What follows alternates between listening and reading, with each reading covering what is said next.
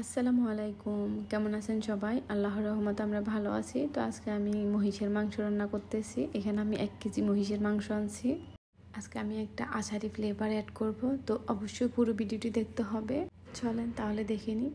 এখন আমি মাংসগুলো ভালো করে ধুয়ে নিচ্ছি। মাংসটা আমি কিছুক্ষণ ভিজিয়ে রাখবো। তো এই পাশে আমি তেল বসিয়ে দিয়েছি। সরিষার তেলটা দিব আজকে আমি রান্নাতে।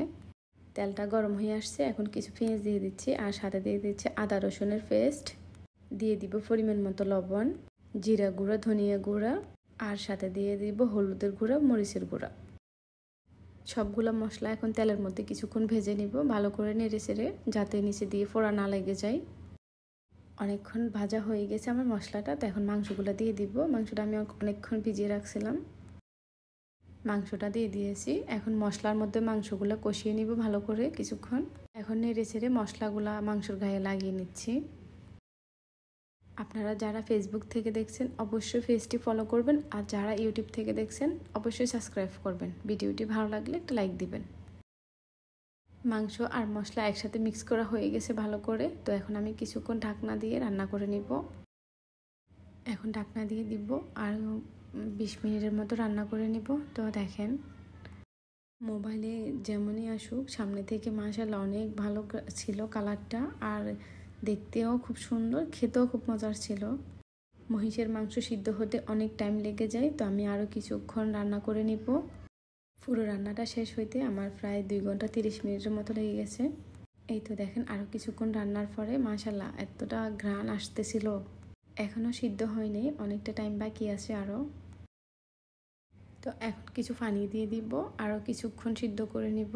আমি এখানে প্রায় 1 লিটারের বেশি পানি দিয়েছি।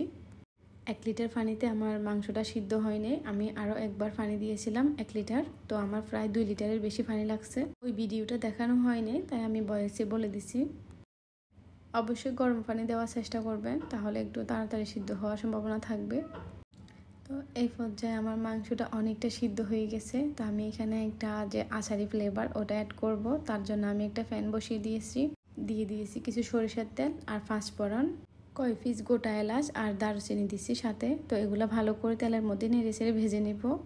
এটা ভাজার সময় যে এত ফ্লেভার বের হচ্ছিল, আপনারা যখনই ভাজবেন তখন এটার আন্দাজ করতে পারবেন। তো আমি এখন ঢেলে দিচ্ছি সবগুলা। এটা যখন মিক্স হবে এত মজা লাগবে, খেতেও মজা আর ঘ্রাণটাও খুবই ভালো লাগবে। আমার তো খুবই ভালো লেগেছে। তো আচ্ছা, কার কার পছন্দ মহিষের মাংস অবশ্যই জানাবেন আমাকে।